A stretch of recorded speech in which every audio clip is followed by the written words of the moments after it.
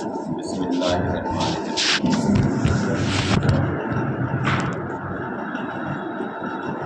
وَلِكَوْنِ الْمُقَدِّمَةِ مَأْخُوذَةً فِي تَعْرِيفِ الْمَنْعِ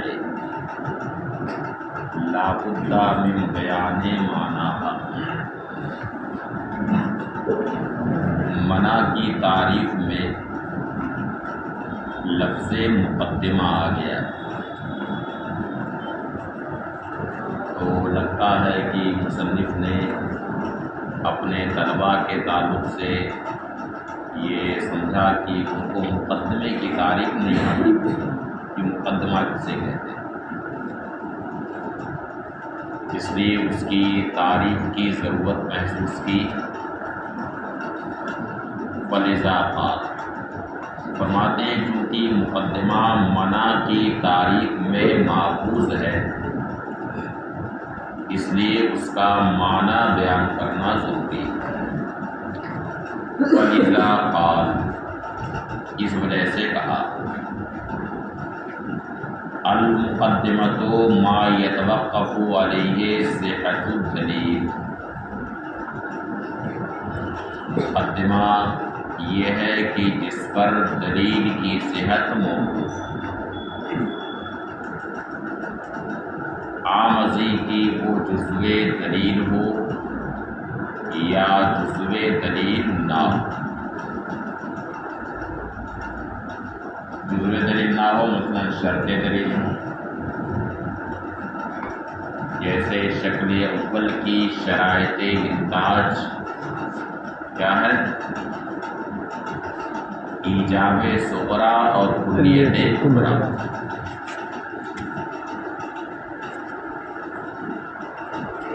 ظاہری باتیں شکلوں کی شرطیں نہیں پوچھیں۔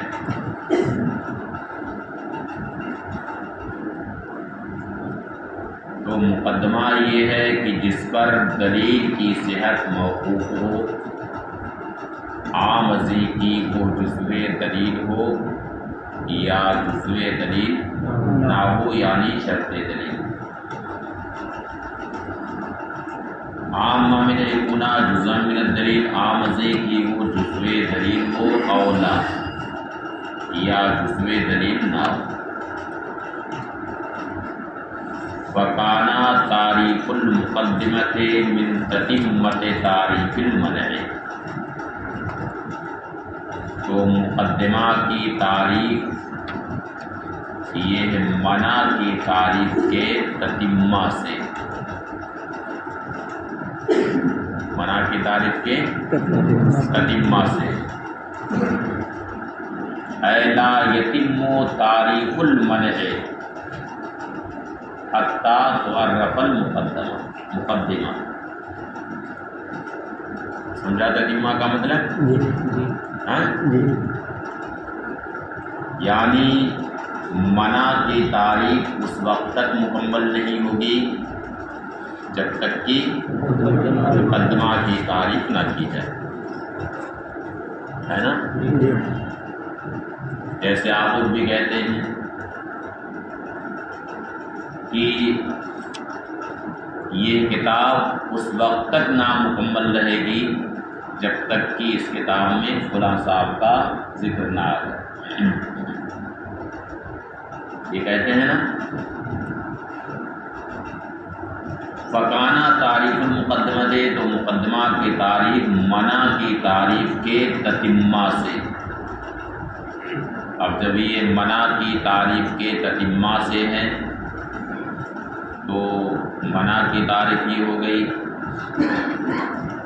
کہ طلب الدلیل علی مقدمۃ معینہ، اے طلب الدلیل علی ما یتوقف علیہ صحۃ الدلیل، یہ نہ ہو گئی تعریف؟ طلب الدلیل علی ما یتوقف علیہ صحۃ الدلیل، یعنی اس پر دلیل طلب کرنا جس پر دلیل کی صحت ہو۔ اور ظاہر ہے کہ تعریفات میں حیثیات کی قیدیں معتبر ہوتی ہے نا؟ ایسا تعریفات میں حیثیات کی قیدیں معتبر ہوتی ہیں۔ لہذا منع کی تعریف کا مطلب یہ ہوا کہ طلب الدلیل علی ما یتوقف علیہ صحت الدلیل من حیث انہ یتوقف علیہ صحت الدلیل۔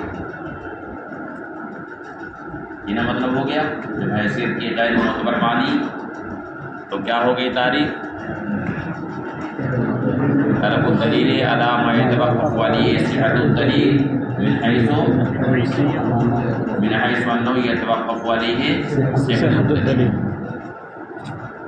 یا یوں کہہ لو طلب الدلیل علی مقدمۃ معینہ من حیث انہا مقدمۃ معینہ، یعنی مقدمہ معینہ پر دلیل طلب کرنا مقدمہ ہونے کی حیثیت سے۔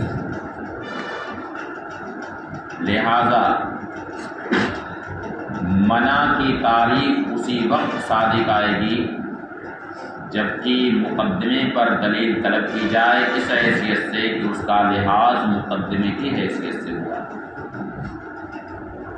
اور اگر اس کا لحاظ مقدمے کی حیثیت سے نہیں ہے وہ کہ نفس الامر میں کسی دلیل کا جز تو وہاں منع کی تعریف صادق نہیں آئے گی۔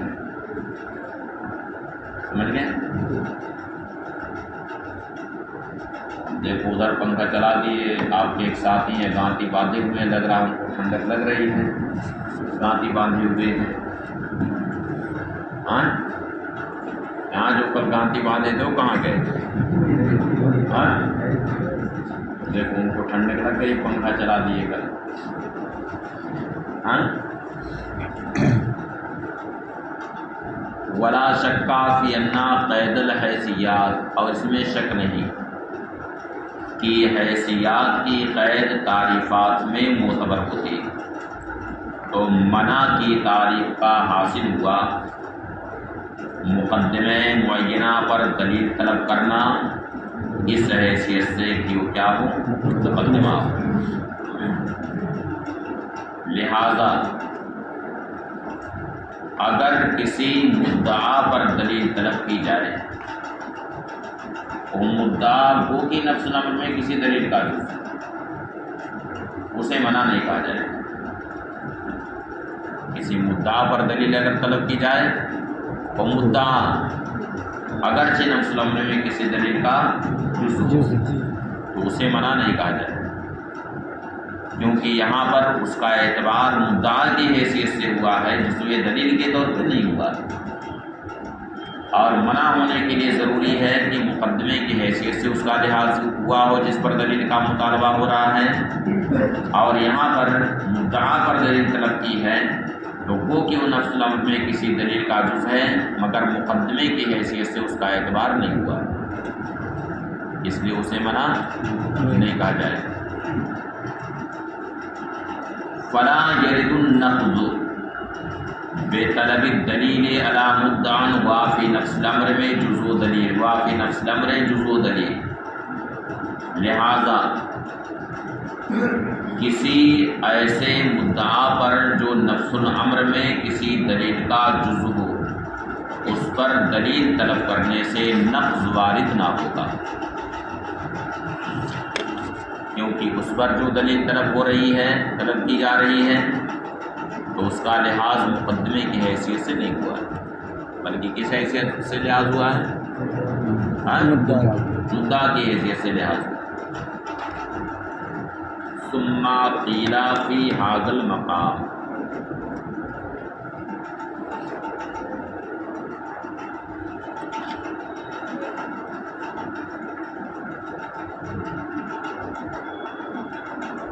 اب یہاں پر ایک سوال پیدا ہوتا ہے، وہ یہ ہے کہ منع کی تعریف کی گئی ہے طلب الدلیل علی مقدمۃ معینہ، مقدمہ معینہ پر دلیل طلب کرنا، اور طلب کرنا یہ کس کی صفت ہے؟ یہ کس کا کام ہے؟ کس کا کام ہے؟ ہاں یہ معنی کا نہ کام ہے. جی دلیل طلب کرنا یہ کس کا کام ہے؟ مائک کا کام ہے. کس کا کام ہے؟ معنی کا کام ہے نا، معنی کا کام. اور مطلوب کیا چیز ہوتی ہے؟ یعنی طالب تو ہے معنی، دلیل طلب کرنے والا کیا ہے؟ معنی. اور مطلوب کیا ہے؟ مطلوب کیا ہے؟ کیا چیز طلب کر رہا ہے؟ کیا مطلوب ہے اس کا؟ صحت دلیل طلب کر رہا ہے کہ دلیل طلب کر رہا ہے؟ دلیل. طلب الدلیل، دلیل طلب کرنا. تو طلب کرنا یہ کام ہے کس کا؟ معنی کا. اور مطلوب کیا ہے؟ دلیل. دلیل. اتنی دیر میں تو بتایا کہ مطلوب کیا ہے. مطلوب کیا ہے؟ دلیل. دلیل. اصل میں جو وہم ذہن میں سوار رہتا ہے کہ بولوں گا کہیں غلط نہ ہو جائے، وہی وہم جو ہے سد راہ بنتا ہے. یہ جو بزدلی ہے، ایک طرف سے بزدل سب بیٹھے ہوئے ہیں، یہ بزدلی بہت بڑی رکاوٹ بنتی ہے زبان کو بولنے کی، ہے نا رکاوٹ؟ ہاں. اور اگر آدمی بزدل نہ ہو تو آرام سے بولے گا، اسے یقین ہوگا کہ میں جو بول رہا ہوں صحیح بول رہا ہوں. اور اگر آدمی کیا ہے؟ بزدل ہے، تو اس کی زبان بند ہو جاتی ہے. بزدل کا کیا مطلب ہوتا ہے؟ نہیں پتا. بز کا معنی بکری، بزدل یعنی بکری والا دل. اگر سیدھے میں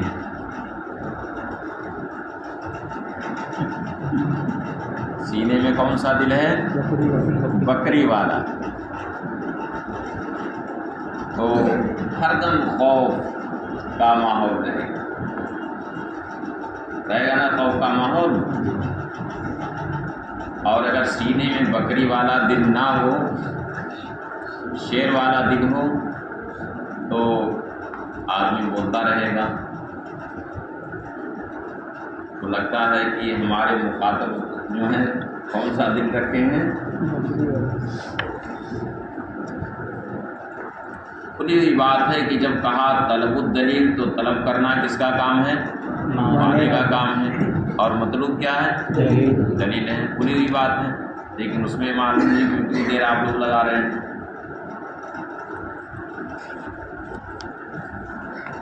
تو سوال یعنی بعض لوگوں نے یہ کہا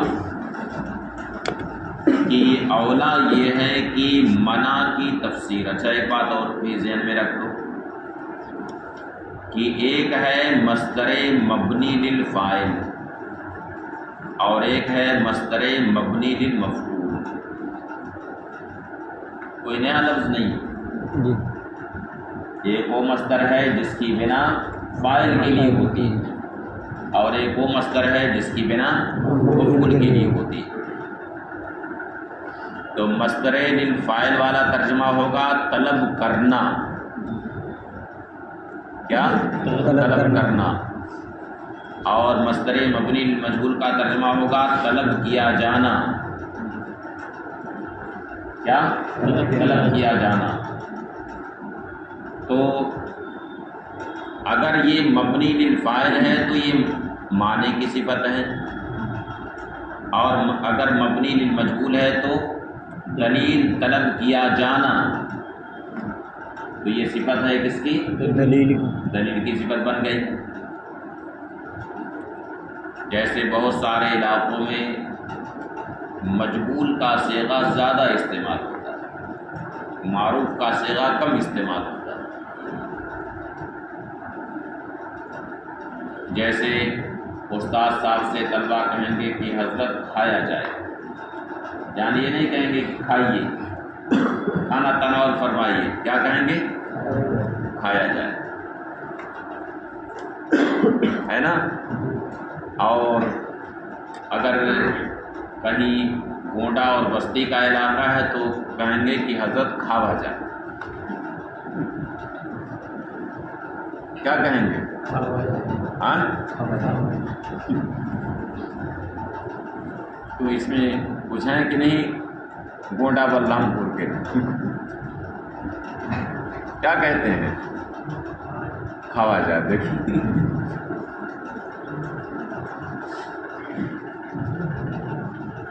تو کھائیے یہ ہے معروف، اور کھایا جائے یا کھاوا جائے یہ کیا ہے؟ ہاں مجبور ہے.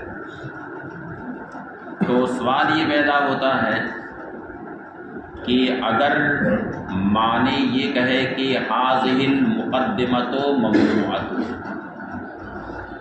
یہ مقدمہ ممنوع، تو اس صورت میں یہ منع، یہ صفت بن گئی کس کی؟ مقدمہ کی. ممنوع ہونا یہ صفت بن گئی کس کی؟ مقدمہ کی. تو اگر مبنی للفاعل اس کو پڑھا جائے، مبنی للفاعل کے طور پر کہا جائے، یعنی منع کرنا، تو یہ صفت بن جا رہا ہے معنی کی. تو سائل اگر کہے حاضر المقدمۃ ممنوعۃ، تو وہاں منع کی تعریف صادقی نہیں آئے گی، اس لیے کہ یہاں پر صفت بنا دیا اس کو مقدمہ، ہے نا. حالانکہ اگر اسے مبنی للفاعل پڑھا جائے تو معنی کی صفت ہے، اور مبنی للمجہول پڑھا جائے تو دلیل کی صفت ہے. اور یہاں حاضر مقدمۃ ممنوعۃ کہا تو اسے مقدمہ کی صفت بتا دیا، تو اب منع کی تعریف صادقی نہیں آ رہی. اس لیے بہتر یہ ہے کہ منع کی تفسیر مبنی للمجہول سے کی جائے.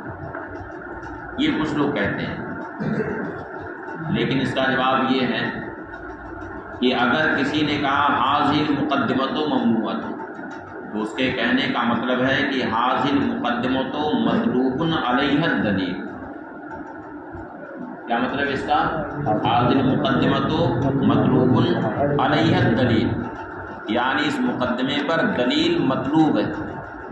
تو اس صورت میں یہ دلیل کی صفت بن گیا نا. چلو.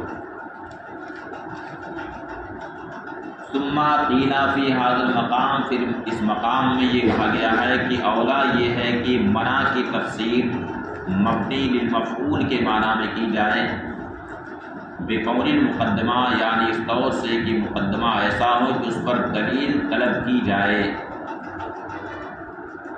والباعث له العدول عن کونہ مبنی للفاعل.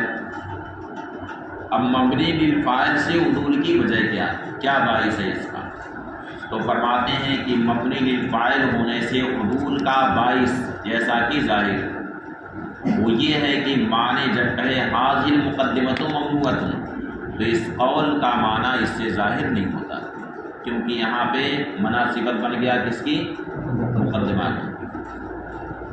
ولا یذهب علیک، اور آپ پر یہ بات مخفی نہ رہے کہ جب معنی کہے حاضر مقدمۃ ممنوعۃ، تو اس کا معنی ہے حاضر مقدمۃ مطلوب علیہ الدلیل، اس مقدمے پر دلیل مطلوب، اور مطلوب ہونا یہ دلیل کی صفت پہلے سے، اس لیے کوئی اشکال نہیں. بات ختم ہوئی. وقیلا، اب یہاں پہ کچھ لوگوں نے کہا کہ مقدمہ کی یہ جو تعریف کی گئی، ما یتوقف علیہ صحت الدلیل، جس پر دلیل کی صحت موقوف، اور منع مقدمے ہی پر وارد ہوگی. تو گویا کی معنی اس مقدمے پر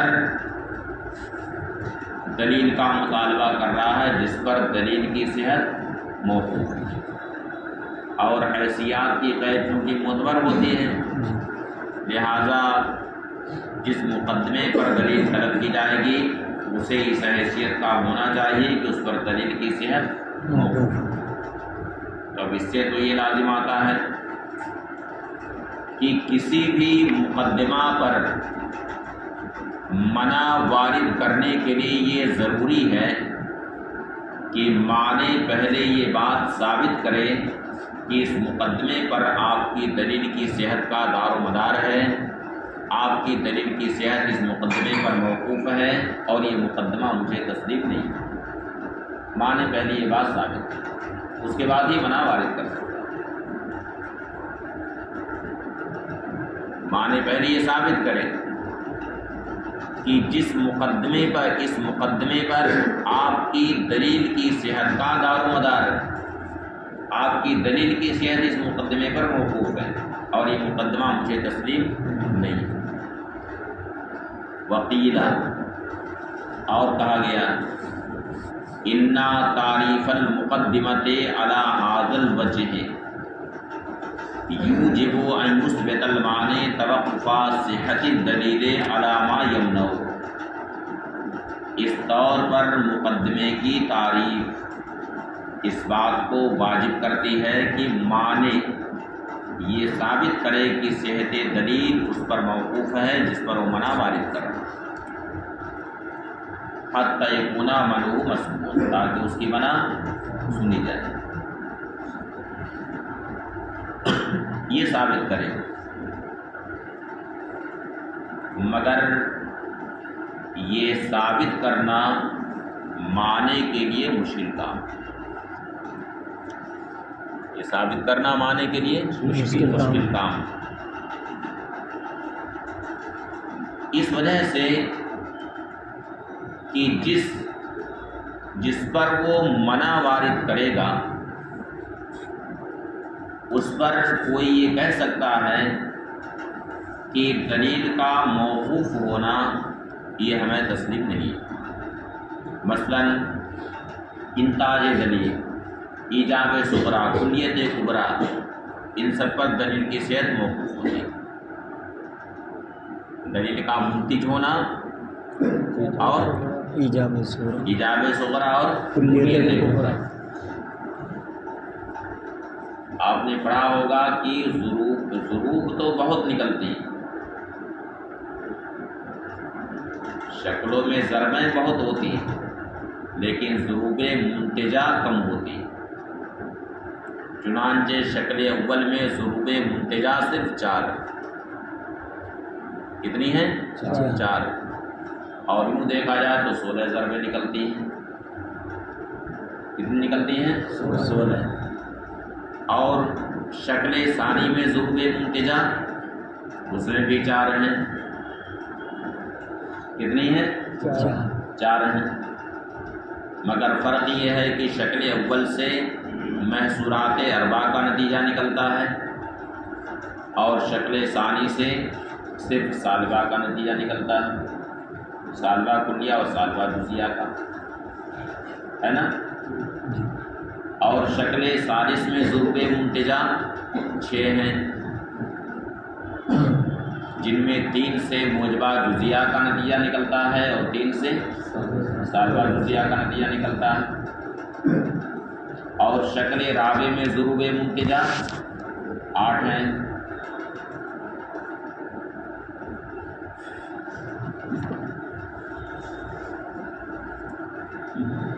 سر کے اوپر سے بات رکھ کر گزر جا رہی ہے، پڑھا بے پڑھا سب برابر ہے۔ تو دلیل کا منتج ہونا اور ایجاب صغریٰ اور کلیت کبریٰ، اس پر اگر منع وارد کرے تو مستدل یہ کہہ سکتا ہے کہ دلیل کا توقف، یعنی صحت دلیل کا توقف ان چیزوں پر ہمیں تسلیم نہیں،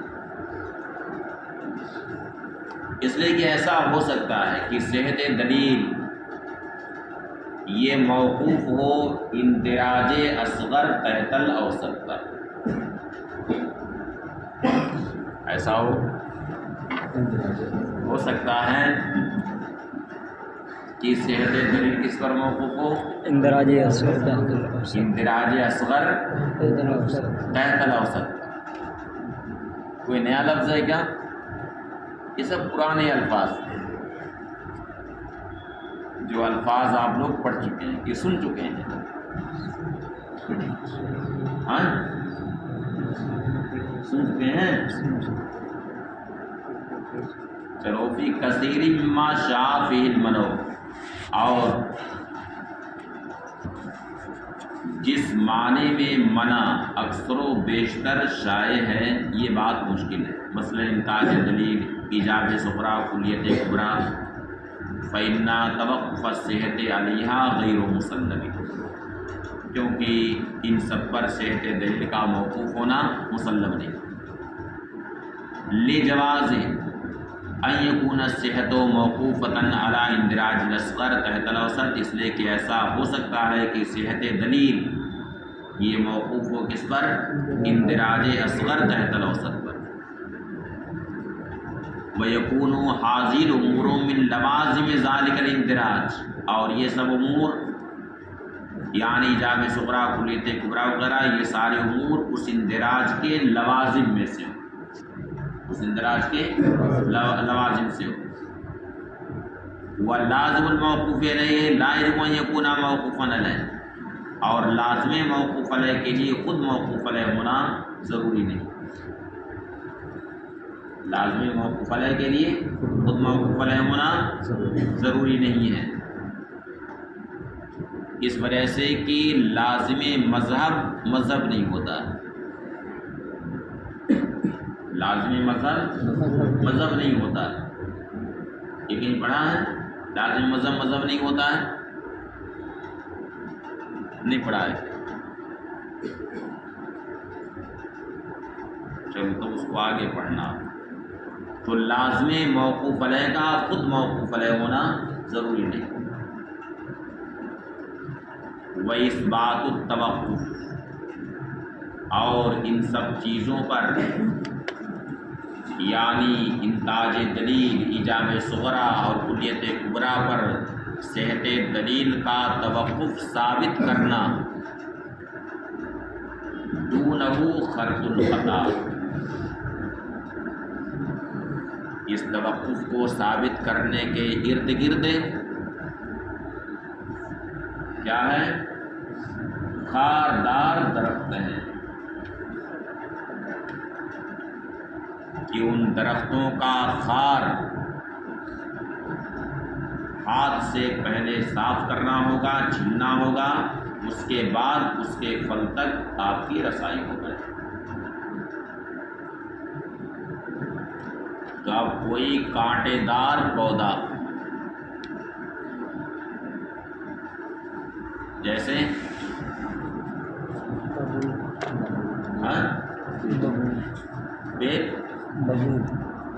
ارے وہ ایک پودا ہوتا ہے جس میں بہت کانٹا ہوتا ہے، جس کو ناگفنی کہتے ہیں کچھ علاقوں، دیکھا ہے نا؟ بہت کانٹا ہوتا ہے کہ نہیں دیکھا؟ نام سنا ہے کہ نہیں؟ ہاں بہت اس میں کانٹا کو ثابت کرنا، دونہ خرط القطاع، اس کے ارد گرد خاردار درخت یعنی کانٹوں کو چھلنا۔ یہ ایک مثال ہے کسی کام کے مشکل ہونے کے لیے اس کو بیان کرتے ہیں، یعنی فلاں کام کرنا مشکل ہے تو اس کی تعبیر کرتے ہیں کہ دونہ خرط القطاع، یعنی اس کے ارد گرد خاردار پودے ہیں تو وہاں تک رسائی کے لیے کانٹوں کو صاف کرنا۔